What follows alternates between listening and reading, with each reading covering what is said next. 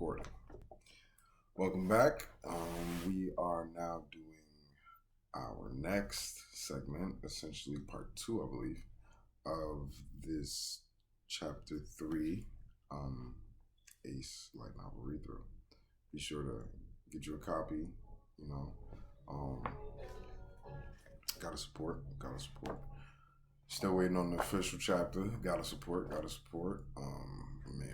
scans, but still gotta support the official.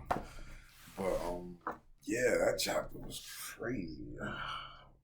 Onigashima has been wild. Onigashima, however you choose to pronounce it, it's been wild. Wano, I don't know. For me, top 5 arcs right now is Zoe, Marineford, Impel Down, Baratier, and Wano. Yeah.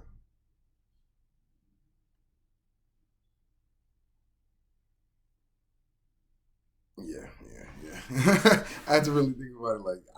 Those arcs, they stand out to me. There's always a moment in each of those arcs that makes it definitively better than anything else. And it's just, Zoe is, come on now, Rizzo Safe, you gotta have no heart to think that's not just impeccable.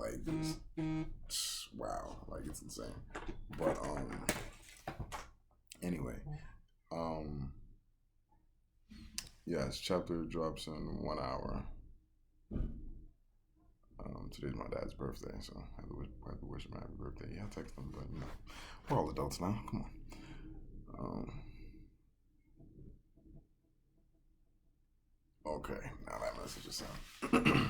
Now, also, for those who are wondering, I did not stop playing Black Panther for the Avengers on Twitch. I have continued. T'Challa's on Power 99. I have to get him a little bit stronger. I think I'm going to be streaming that a little bit later today. Also, I got Iron Man up to about 140 something power. His level is probably 48ish, maybe. I'm not sure. But yeah, I will be streaming that later today. Hopefully we can get some guys on there. But yeah. Other than that, let's wait for this chapter and read this chapter. So, from the last place we left off, Jinbei finished fighting Ace. They were battered and broken. And Whitebeard had just approached and made a declaration. And essentially, after said declaration, used his power to knock them on their ass. He pretty much single-handedly defeated the Spade Pirates with no major assistance from anybody else in the group. Unknowingly, the Spade Pirates pulled up to essentially exactly where Whitebeard would pull up at. It was just a matter of circumstance, because it's Ace just finished fighting Jinbei, tired as hell, been fighting for days. What was it, 5 days or something like that? But they finished fighting, they both collapse, and essentially, from what we're told here, Mas Deuce picks up Ace, carries him off, and as he's carrying him off, he heads to the crew. Boom, Whitebeard pops up, and it's just, wow. Shit, meat fan. What do you do at that point? Wow. But, yeah, let's continue on. So, as you can see from from the last section, if it hadn't been for Sabo and a handful of a little brother like you, I wouldn't have bothered staying alive. Can you imagine it? For Porgus the Ace, just being born and living life ground him to his core. If Gold Roger had a kid, you'd execute the spawn too. Nobody would want such a child around. It's just a sad fact of life. What if we let every last person in the world with a grudge against Roger poke him with a needle, then set him on fire and let the entire world laugh at him before he dies? And they'll all say, serves you right. Yahaha. Gold Roger brought about the great age of piracy from the execution stand in Rogue Town by hinting about the One Piece, a treasure supposedly containing everything in the world. But this turbulent era was by no means a boon for everyone. The way the Ryogu kingdom suffered at the hands of the mermaid hunters was only one example of this. Lawless pirates took to pillaging and destroying in all corners of the globe. While history ascribed many dazzling tales of heroism and grand adventure to the age of piracy for the nameless common people of the time, the arrival of pirates was like a storm or a drought, a merciless disaster that stole away loved ones. I hope his last words were, "I'm sorry for being born and for being the trash that I am," someone might say, hurling the incentive like so much drivel into a spittoon.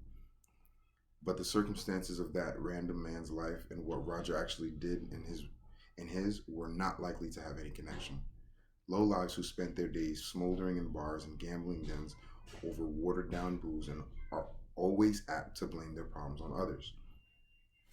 The man executed by the world government for being the worst, most despicable criminal in history should become the dirt beneath humanity's feet. But he was just a pirate. Did he deserve such direct?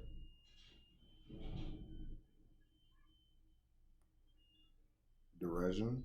Derision? Derision. Derision. Derision. Let's go with that. Did he deserve so much derision because he conquered the Grand Line and reached the final island of Laughtale? Using context clues, you can obviously figure out that that's just another word for hate. So now, if you want to type a word and fuck somebody up, derision. It's spelled Derision. Bingo! You learned something new today. I gotta get an editor to like things like this. Derision. Like, but did he deserve so much derision because he conquered the Grand Line and reached the final island of Laughtale? When a man's already dead, you can say whatever you want about him. Did the world government so thoroughly smear Roger's personal history because he knew the answer of the riddle of the One Piece? Because he stirred up the public and tempted young people into the idea of being pirates? Nobody can say for sure. But in any case, the innocent public was given license to insult his memory, to blame him for everything, and claim his death was payment for his sins. If anyone carried on his bloodline, they would also deserve to be stamped out. His wife, his children, all were fair game if you had a rock in your hand. All the world shared this common understanding. In fact, such an act could be considered worthy of praise. Damn, yo, like, sheesh, man. Wow. Wow. And this was entirely at the world government's direction. One might suppose that Roger's existence and what he achieved were extremely dangerous ideas to the world nobles, the celestial dragons. The people did not know. They mocked his life without even knowing his real name. Gold D. Roger. Who's that? Do you mean Gold Roger? Do I know about him? Don't you know whose fault it is that there are so many pirates in this world? It's all that Gold Roger guy's fault. He's someone who should have never been born. He's a complete and total scumbag. A headache in life and a headache in death. The worst trash in history. That's all you need to know. Back on, what's wrong with me?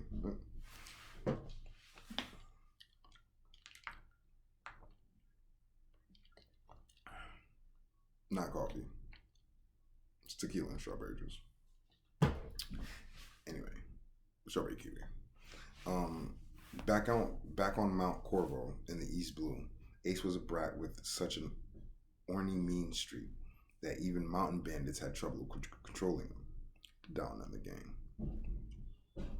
Every time he wandered into town, bloodshed resulted. What were you doing in town, Ace? The street thugs down there were raising all kinds of hell, saying a young boy nearly murdered them.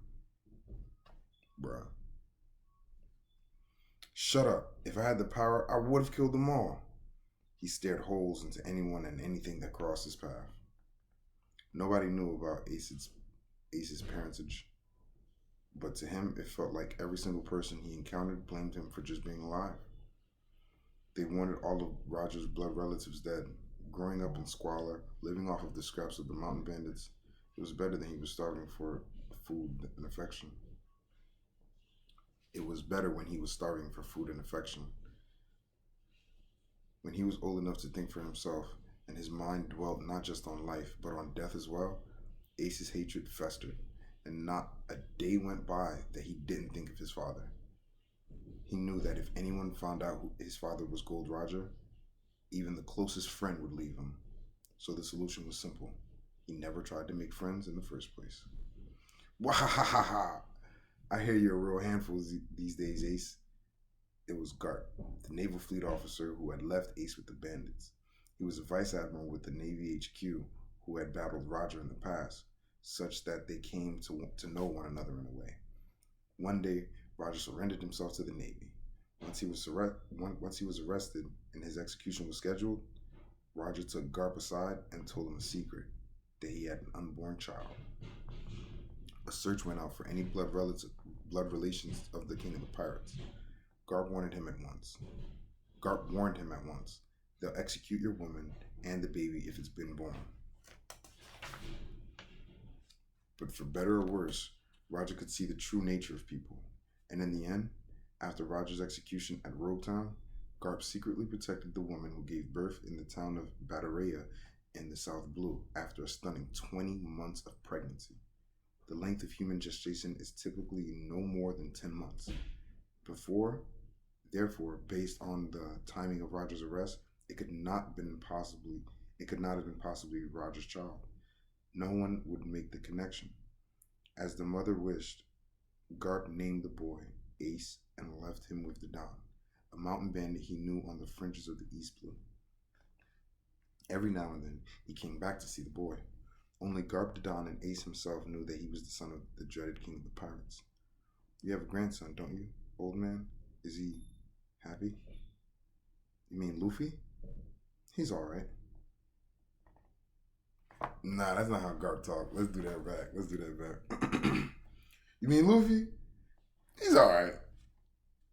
At the time, Ace couldn't have guessed that he would have ended up living with that of a vice admiral's grandson in the bandit shack in the mountains. Old man, what? Would it have been better if I were never born? The more seriously he thought about the question, the harder it was to find an answer. Garp considered it for a while, then he gave his response. Well, kid, only time can answer that question. You can't tell a kid. And so begins chapter 4. Let's jump in. Section 1. So, something that I didn't mention previously. At the end of chapter 3, there was a smiley face, one of the laugh not cry laters that Ace had. And at the start of this one, it's the sad face. Ain't no telling what's about to go down. He's probably about to get beat. The only sound was waves. His mouth was bone dry. It felt like there were cracks on the inside of his throat. He coughed and spat something that tasted like all of his fluids mixed together, blood, saliva, and stomach acid. He bounded to his feet. He hacked again and again. Gradually, clarity returned to his mind. His body felt sluggish, reminding him of being bedridden with a fever as a child. Everything hurt. Muscles, joints, limbs. Here, huh? He smelled fresh water. It brought his attention to his unbearable thirst. The salt breeze had ruined the lining of his nostrils. He snatched the cup before his face and drowned the water in one go. Then he glanced again at the person who had handed him the cup. Apparently, he'd been sleeping on the deck for quite a while. The man was sitting on the gunwale of the ship, peering down at Ace, though looking at a stray kitten. Ace sat on the deck, leaning back against the sidewall. Where was he? It wasn't the piece of spadil. This ship was much, much bigger. Who are you? Ace hurtled the cup aside. Don't throw the dishes. Shut up. Ugh. Ace tried to get up, but his body wouldn't obey. What happened? Why am I on this unfamiliar ship? He was confused. If you haven't put it together yet, Ace is on Whitebeard ship. Ace is on Whitebeard ship. This is the only thing I can think of. It's a ship that's much bigger than his. It's not his ship. Whitebeard was the last one to see them niggas. Did attack. Granted, this, I guess, it's kind of contradicts the manga. I mean, kind of.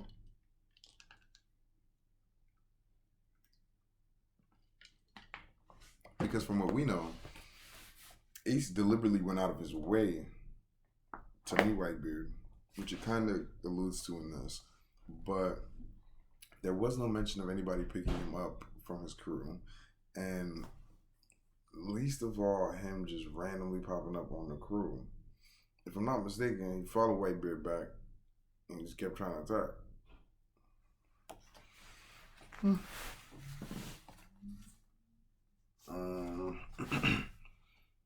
The man sitting on the edge of the ship smiled at him. He was wearing white. A cook? No, not with that scar and that dangerous look in his eyes. You'd wonder what a cook like that was slicing up with his butcher knife. You still asleep? Where am I? You're on our ship, the Moby Dick. That was the ship of Whitebeard, Edward Newgate. In other words, Ace was... Yes, that's right. That's what happened. I'm Thatch, leader of the 4th Division. If you're going to be sailing with us, let's try to get along. Shut up. Ha ha ha.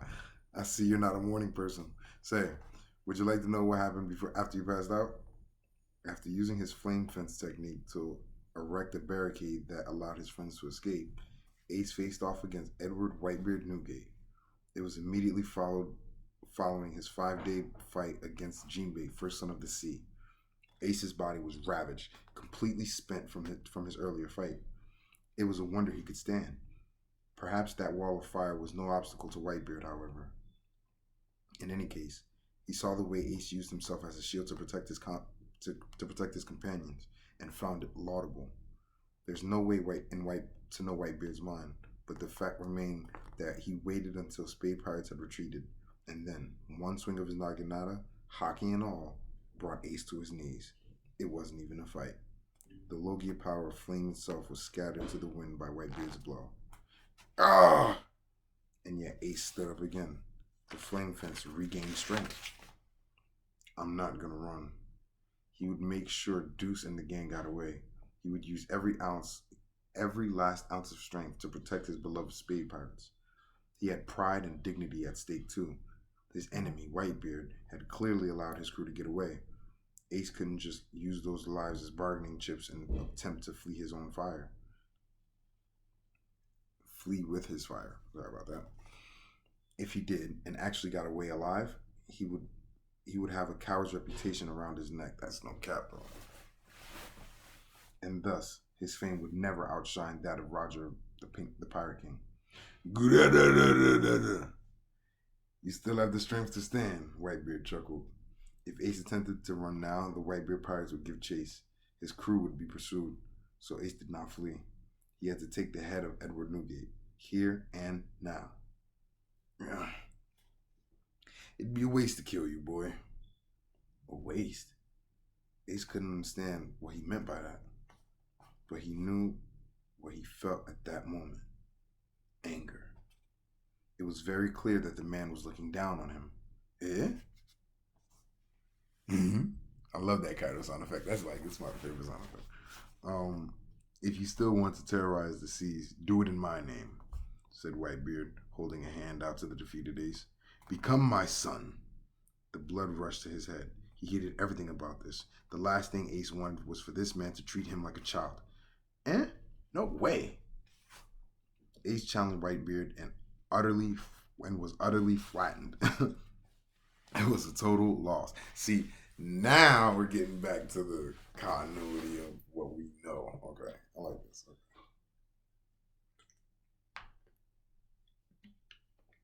Can't drink all day if you don't sign anymore.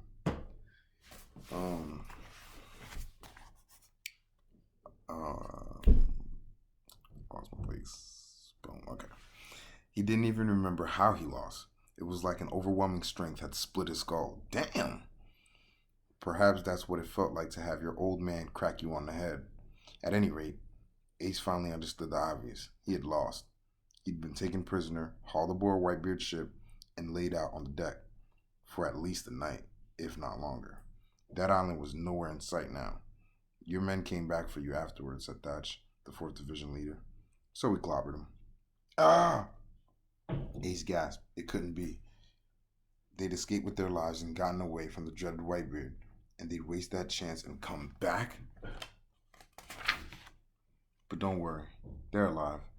And they're all aboard this ship, said Thatch soothingly, when he saw the look of fury on Ace's features. They're alive? Is that even possible? The Spade pirates were destroyed. They'd met the Whitebeard pirates head on and were crushed. That's what happens. When pirates battle pirates with pistols and swords, there's no rules or honor, just war. All the loser leaves behind is a dead body. Ace felt further deflated with each moment that passed. To Whitebeard, this didn't even qualify as a war. He didn't engage in war with rookies. There was no comparison between their crews. Ace looked down at his own arms. His hands weren't even bound by iron cuffs, much less with the sea prism stone that could contain devil fruit powers. If he wanted, he could certainly use his powers to burn down the entire ship.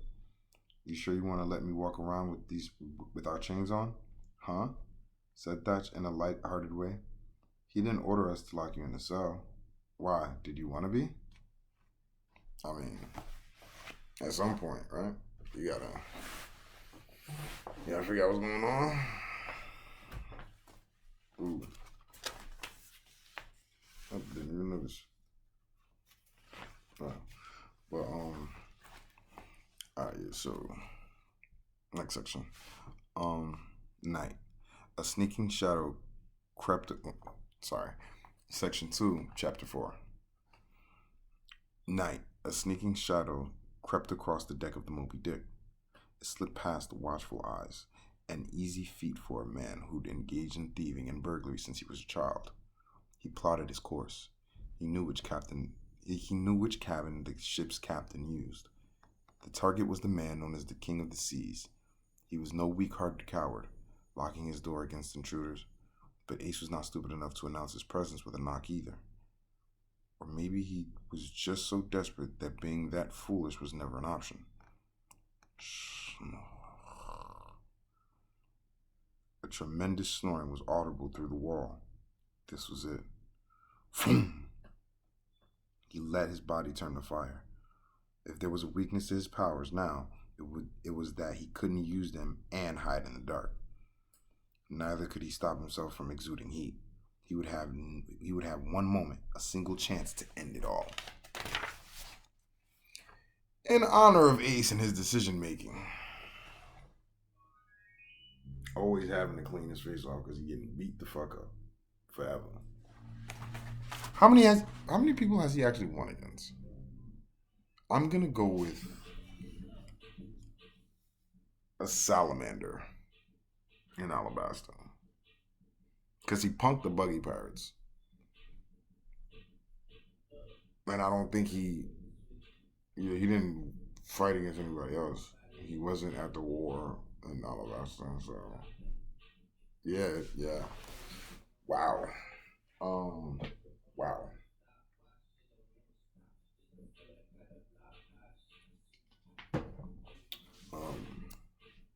So Ace turned to a flame and launched his blade at the strongest pirate in the world, who was sleeping in his bed. Man has no honor. Men's has no honor. I always, every time they showed the Ace flashback when he was training with not really training, but fighting Whitebeard and all that, I always looked at it as Whitebeard was never sleeping. He was maybe kind of tired, but he wasn't out of it, or maybe he knew what was going on. There's just something, right? No, Whitebeard was legitimately sleeping. Ace has no honor. He is willing to attack a man while he sleeps, and count that as a victory. That's wow. Who was sleeping in his bed? Blink, crash. Whoa. What are you doing? Keep it down. People are trying to sleep, Whitebeard said, and swatted away the ball of flame as though dealing with a fly in the room. And just as quickly he was snoring again. It was like a bad joke. While in his flaming form, Ace was knocked out by a slap and sent tumbling back out of the cabin into the hallway. In fact, his nose was bleeding now. So much for sneak attacks. Yo, you telling me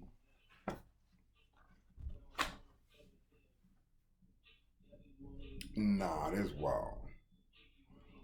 Hold up. To make sure we're on the same page, Ace is a Logia user. Whitebeard was sleeping. Whitebeard woke up for 0.2 seconds and said, keep it down, people were sleeping. Smacked Ace with obviously hockey, and Ace is now bleeding. Who's to say that wasn't Conqueror's coding?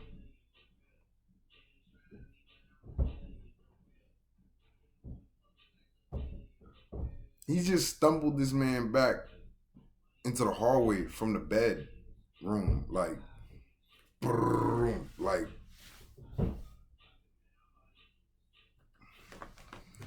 at least it's hockey. We know it's hockey because Ace is a Logie and he bleeding now. So it's like, bruh, Whitebeard was on some wild shit. Dumb strong, just didn't want to get right.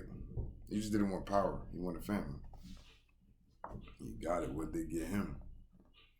I'll talk about that though. That's a different dialogue for a different day.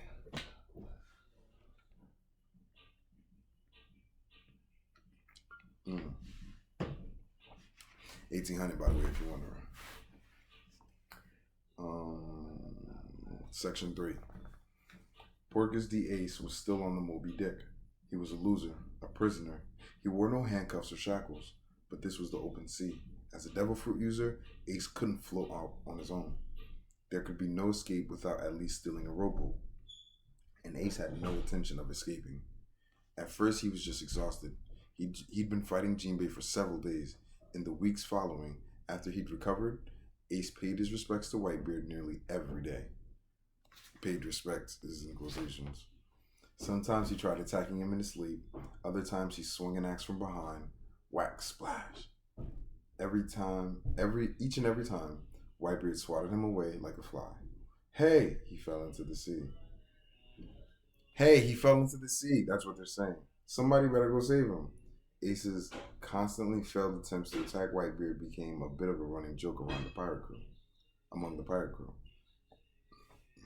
Excuse me.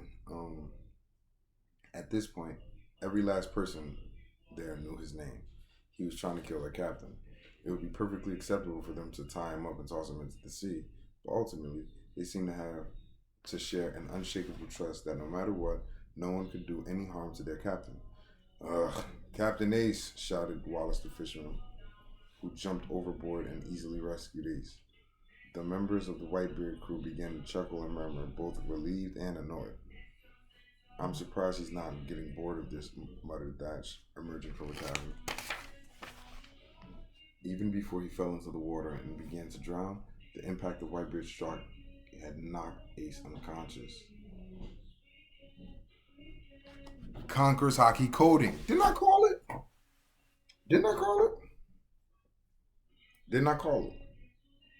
Just tell me I called it. Because I called it. It's knocking him out. Because I'm like, it's Whitebeard. Why he gonna use basic? I remember hockey. No, he about to boom, about to rock you. Like, come on now. Every single day. Does he ever quit? Muttered Vista, the 5th Division leader, known by the epithet of the Flower Sword. Ha! Ace bolted right up from his sleep and began to cough. He was on an examination bed in the doctor's cabin. So you're back, huh? Across from Ace, dressed in a white doctor's coat, was none other than Mass Deuce. You never learn. How many dozens of times have you tried by now? Listen, Ace began to retort. Oh, doctor, the nurses had arrived. These were the real angels of the battlefield. They wore knockout uniforms of miniskirts and high leopard print boots. They even smell nice. The main fleet of the Whitebeard pirates alone had several huge ships and well over 1,000 members, making its crew the size of a modest town. They had multiple ship doctors with enough medical support to be considered a hospital. I told you not to call me that. I didn't even graduate from medical school. Oh, the other doctors probably aren't real doctors either, said one of the nurses, draping herself over Deuce. The combination of a masked man and a leopard booted woman was a very strange one. Deuce was filled with Deuce was a failed medical student. There was no ship's doctor in the Spade Pirate, but they didn't really need one, because Deuce filled the role well enough. Besides, what pirate crew demanded a diploma to accept a doctor on board? Just set up the parts that get cut, amputate the parts that won't survive. Sew up the parts that get cut, amputate the parts that won't survive, and isolate the people with contagious illnesses. With a crew as large as Whitebeard's, a degradation in sanitary conditions could have frightening consequences. A closed off, isolated space like a ship was fertile ground for disease to spread. So the Whitebeard Pirates medical team was their lifeline. They were always on the lookout for promising recruits, and Deuce met their standards apparently. The nurses delivered a message from the ship's head doctor, giggled when they saw Ace, and left the infirmary. Must be nice to have all that attention, Deuce, scowled Ace as he sat up on the bed. In the intervening weeks, Deuce had become utterly ensconced in white and I don't even know. I'm gonna go with counts. Ensconced. Ensconced? I don't know. In Whitebeard's medical team. He was a doctor, a crucial part of their group. Unlike his famous, renowned father, Deuce was a medical school dropout who left home. Ace, who had never pried into his personal life since their meeting on that empty island, but now he realized that Deuce have had quite a lot of potential. Deuce stared back at Ace. Think of me what you will, I don't mind. What's that supposed to mean? Have you seen the others? The ones who are on this ship?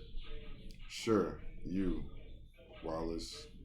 For the moment, the Spade Pirate members were dispersed throughout Whitebeard's fleet.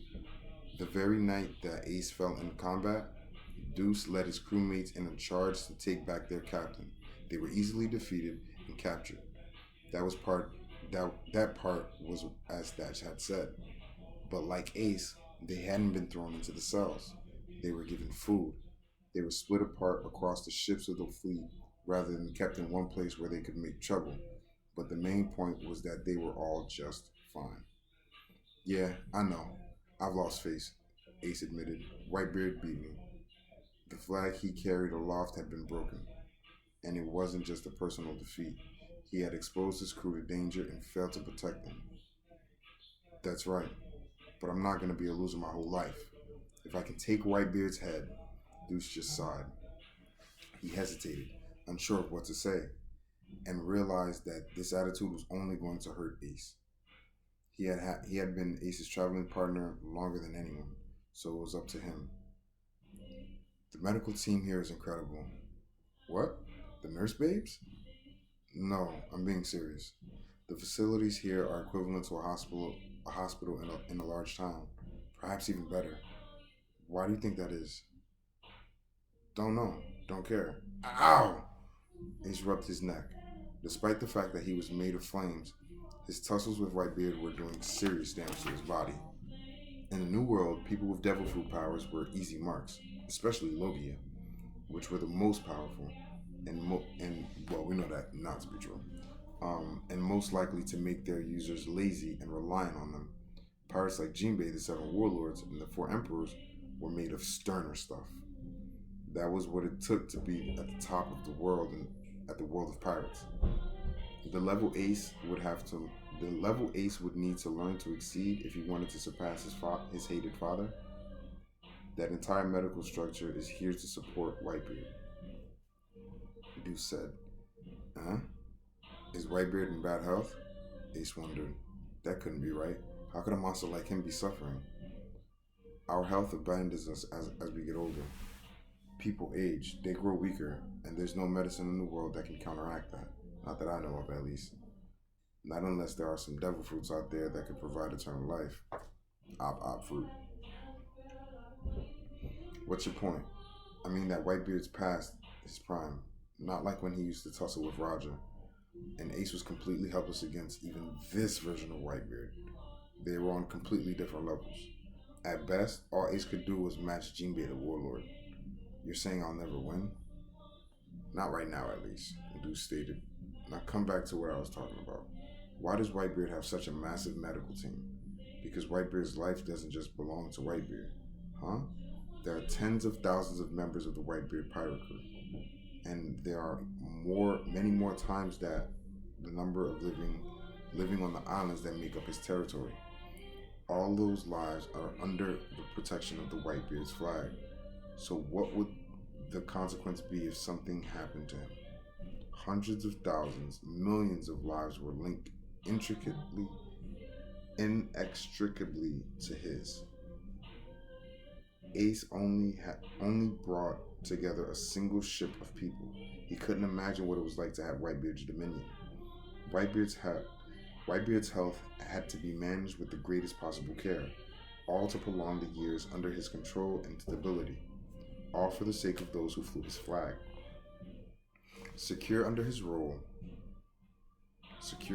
Those who flew under his flag, secure under his rule. So what?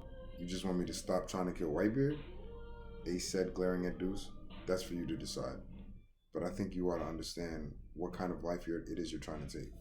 Have you met Whitebeard, Deuce? I haven't spoken with him. He didn't ask me to do any of this. So he hadn't tried to woo Deuce into joining his giant crew, and yet he had the power to make Deuce argue at this point. It's like you're a member of the Whitebeard Pirates already, Ace snapped Ace. He immediately looked regretful. Deuce didn't admonish him. We challenged Whitebeard to a fight. You, our captain, lost that fight. So the fight is over. We tried to save you, but that was a failure too. I guess I don't have any right to argue then. That's not what I'm saying, Ace. I haven't gone over to join Whitebeard. Ace waited in silence. It's just, we easily could have all been tossed in the sea to drown. But not only did Whitebeard spare us that fate, he didn't even lock us behind bars or put us in chains. Not even you, our captain. Yeah, because they have so little fear of us. Perhaps. But those are the facts regardless. Ace hung his head. What are the others doing? They're all doing their own thing. Skull's been living up to his strengths, gathering intel. Mihal's teaching those who needed how to read. They've put Kotatsu to great use procuring ingredients for the meals. In fact, Kotatsu was the first one to start working. He took to Commander Thatch pretty quick once he got fed. Huh? Even pirates have rules. There's a certain code of honor to the way we do things. I guess the cat knows the code better than we do. You work for what you eat. It was a lesson that Ace learned at a young age when he was sent away with the Don, the mountain bandit. The others had found ways to put their skills to use as well. I haven't lost to Whitebeard, Ace growled. If I admit that I've lost, my only captain is you, Ace. No matter what life you choose to live, I'll be at your side. If you're going to keep gunning for Whitebeard, I won't stop you. I'm just saying, follow the code. Deuce. Everyone had begun to live their lives within the Whitebeard pirate crew. It was a kind of payment in return for the mercy Whitebeard showed in sparing their lives and feeding them. The pirate's code of honor demanded it. If you're going after Whitebeard, do it openly and in the proper way. Don't force me to betray you, Deuce warned. It seemed that their captain was the only member of the group who couldn't comprehend where he stood. And on that note, we're going to call it a day. This guy's different, y'all. This guy's so different. This is so like, wow. I really don't even know what to say.